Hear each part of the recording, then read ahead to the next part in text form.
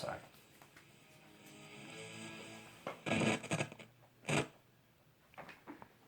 Sorry, the stereo system's really stupid. But anyways. Finch. What it is to burn.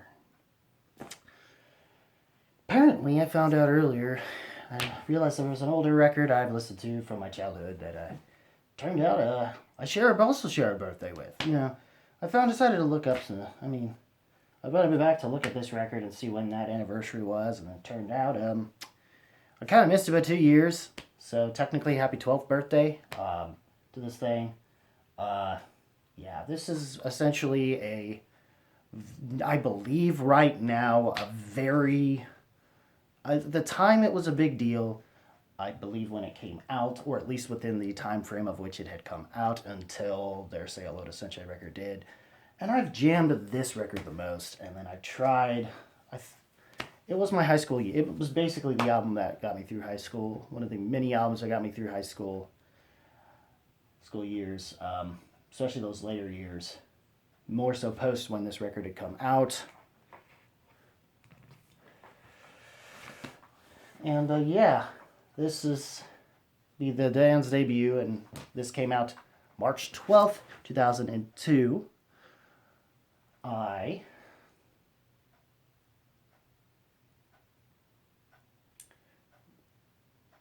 really love this album for what it is.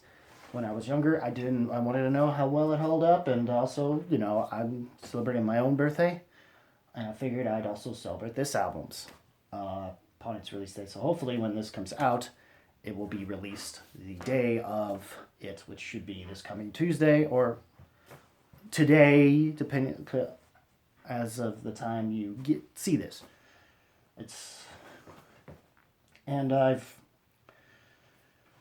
The album this is the band's debut, and yeah, I have the CD here. I didn't have to rely on that because I knew at least I had that going for myself, and yeah, album artwork, everything, the band at the time, all that stuff.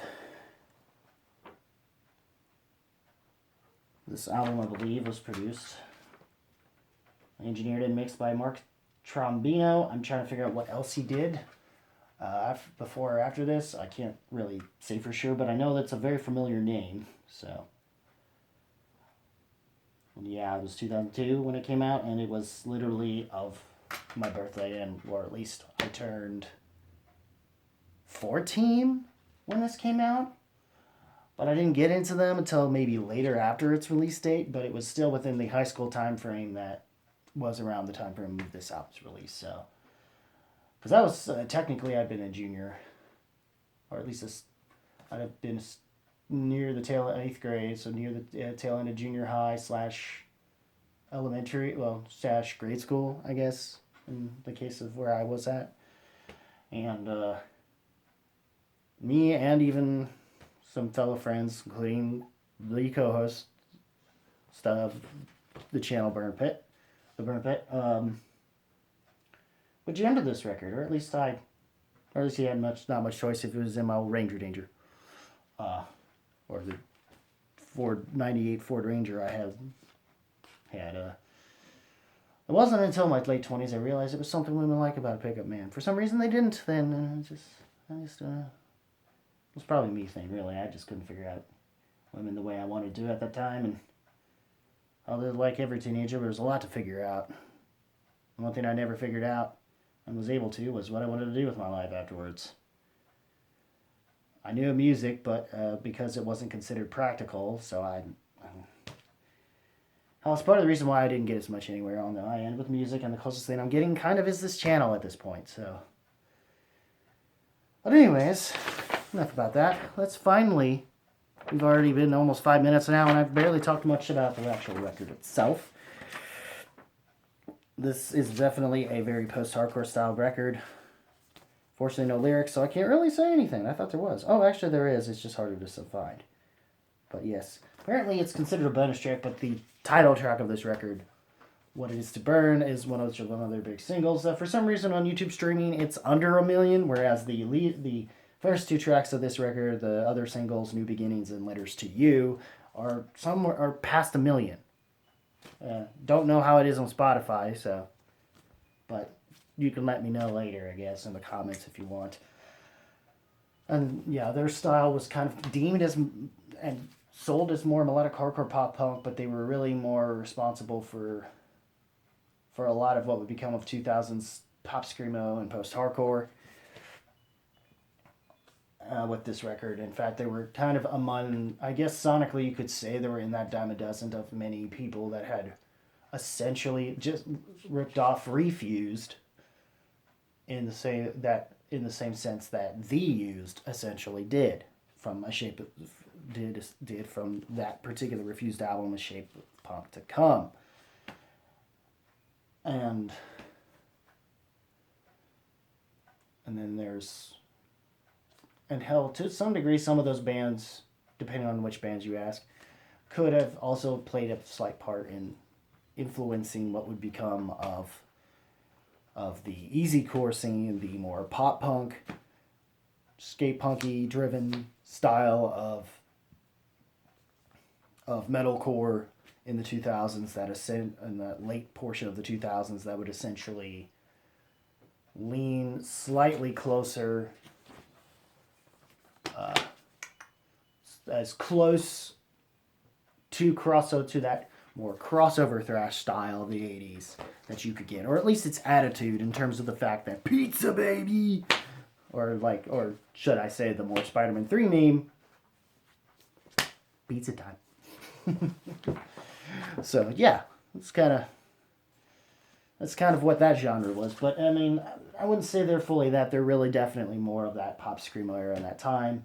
At least that's where they started off with.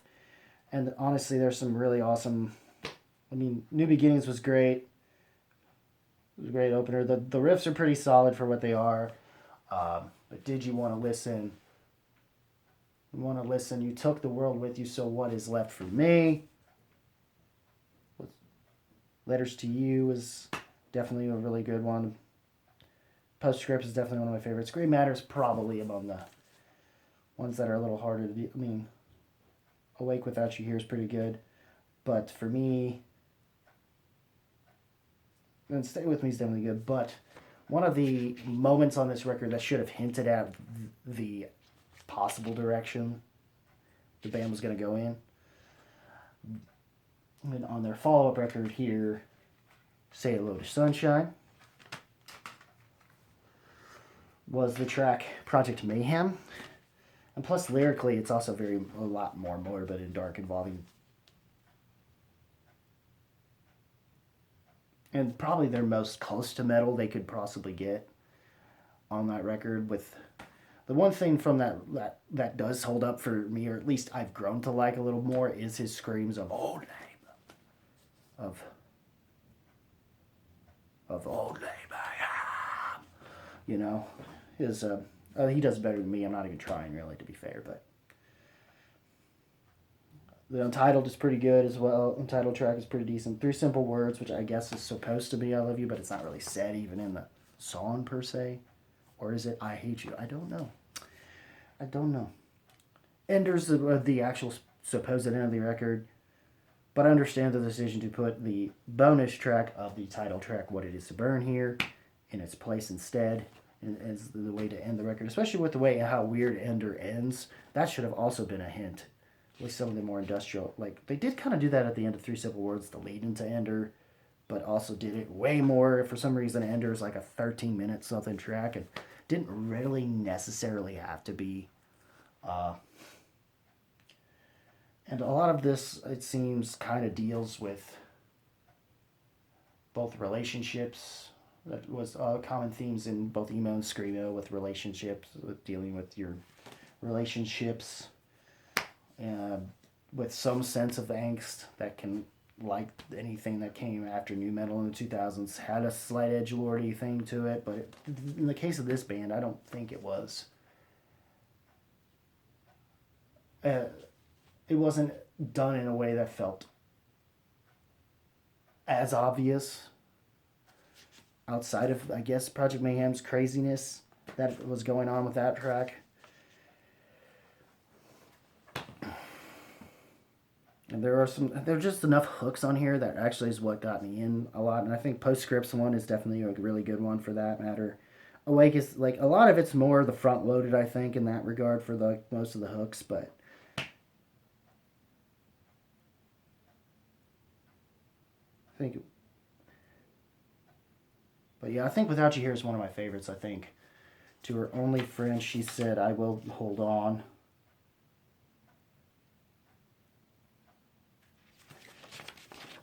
To her only friend she said, "I will be strong."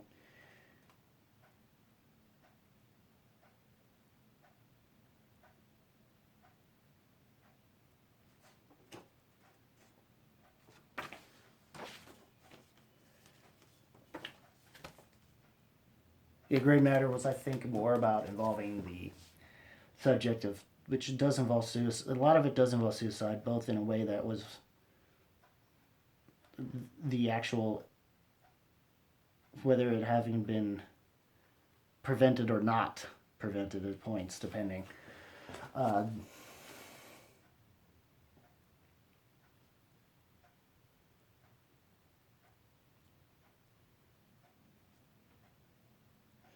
Even though, like, Letters to You's chorus, there ain't much to it. It's just more repeating the same line of, "I want you to know that I miss you so." But, but it still hooks good. I mean, the way they handle it, even if it seems a little cheap, it still works for them. I don't care. That's my bias for you, so, yeah. But, and yeah, what is the burden? It was hard, and like they never were able to. It was more hell their chance of trying to lock down a good lineup to go into studio even for this record was tough. And apparently after the fact of what, and I think they changed something up around Say Hello to Sunshine membership wise, like a different drummer or something, and then once that record's backlash happened, then somehow over time it seemed that the membership went like tore itself apart here and there, and they kept having to get back, reunite, get back together, reunite, get back together, and then they finally had a chance to do an album, Black to Oblivion. From what I've heard, I didn't get a chance to hear it, but from what I've heard, given they were already talking about not going back to What Is to Burn and continuing with the Say Hello to Sunshine thing, I was not as intrigued. I mean, I've grown to like certain aspects of it because I could tell the influences of Dillinger and some of the more Mike Patton-isms, that I like at points about the good years of Patton, which was the 90s and Faith No More and Mr. Bungle. And some of that started to come back in the 2010s at points. And then some of it started to seep into like Dead Cross a bit. But with this project, I've yet to give their other albums a shot. I don't know if you want me to talk about the other records or not when that comes up. In fact, I probably could next year with the other records, Say Hello to Sunshine, whenever, because technically that was 2005 when that came out, so I could probably do that. This one, 2 years too late, but since it's kind of a technically released on my birthday, my 14th birthday 12 years ago. And right now I'm 34, I'm going to be 35. So maybe 13 by that point, maybe.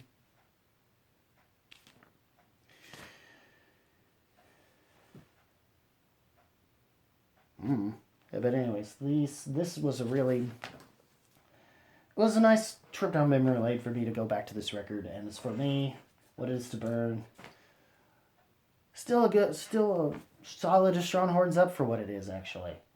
Don't know if I could say it's a masterclass, but it is. I would definitely still consider it at the very least. I'd give it the credit that it probably deserves in being a lost classic amongst 2000s post-hardcore and the screamo, or the, as Finn McKenty would put it, mall screamo. 2000s mall screamo, but I would say more the pop screamo, as Wikipedia would say it, because that to me, pop screamo sounds more like an actual genre to me than mall screamo. But whatever. Or at least that's pop screamo was basically the screamo acts that kind of enveloped more pop punk and melodic hardcore tendencies. into their particular post-hardcore style that was also influenced by the screamo style of like Refused, while also kind of admitting some At the Drive-In. They've cited At the Drive-In as an influence a little bit of that relationship of command stuff, but I hear a little bit more Refused in that regard, but the kind that clearly influenced they used, and that's probably why they wanted to venture away from it, but it hurt the band more than helped them, it seems, given, like I said, tumultuous relationship within and tensions within the band. So, it's a shame because it's like, kind of puts them in that category of being considered more of a one-album wonder band in that regard. Not so much one-hit wonder, per se. Because Letters to You was a big deal, and so was even New Beginnings was kind of huge, and definitely What It Is to Burn, so, yeah, for them. The only song from the last record that got any traction that was even remotely a single was Bite Marks and Bloodstains, and that video was interesting. I guess I don't know how it had anything to do with the lyricism that was going on with Bite Marks and Bloodstains, or if they could have pulled that off anyway for a music video. So,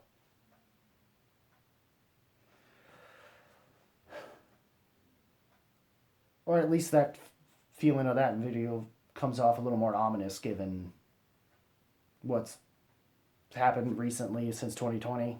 So, anyways, and yeah. I still enjoy this record. We'll probably come back to it from time to time when I feel like it. I do feel like the way some the singles that are throughout this record through the streaming come across weirdly different to me than what I'm hearing from the actual deep cuts. I don't know why that is the case on YouTube Music, but compared to what I remember hearing of it from the CD itself, but it's neither here nor there.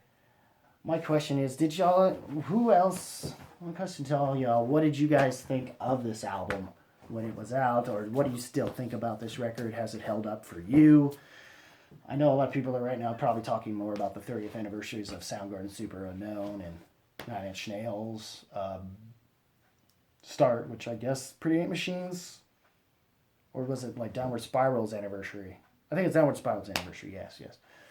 But yeah. I really still like this record for what it is, and it's a great little time capsule of that 2000s for me. I had my Sing Kid moments. I used to have that, or at least when I finally got out of high school, given it was a Catholic school, because I always had my hair cut short. I made sure I had my hair longer whenever I could, while I could do so, since I can't hardly anymore. Oof. And that was business up front, partying back. And many of you know me personally through my Facebook page would probably be able to see that picture with me and the purple skillet shirt. Yeah, I had that kind of haircut. That Midwest emo front party in the back, mullet party in the back, just basically your what's his face from not quite as dashing as the dude as Jared Padalecki's. He's of Supernatural fame. Maybe had, you know what I mean, back in the day. But something close to that, kinda. That's what I had. I didn't pull it off as well as some people, but I at least had that hairstyle, not the look, obviously, but. But anyways, I'm rambling on too much. Again, what did you guys think of Finch's What It Is to Burn? Was this a big part of your childhood growing up? Or at least your adolescence and high school, more so in the cases of myself, possibly my co-host Bird Pit, if he remembers this. Hopefully you do, buddy. Bird Pit for life. Also, if you guys... just leave a comment below and what you thought of this record. And as always, guys, keep it random, keep it real, keep it rocking. And I'll see you in the next video. Take care, y'all. and I got another album I gotta do that's from this week, so that you probably already will have seen by the time before this is uploaded anyway. So, which yes is Judas Mother Effing Priest. So, and if you haven't already checked that out, please do so. So, and one more time, we'll do it again. Why not? Sign off one more time. As always, guys, keep it random, keep it real, keep it rocking. See you in the next video. Take care, y'all.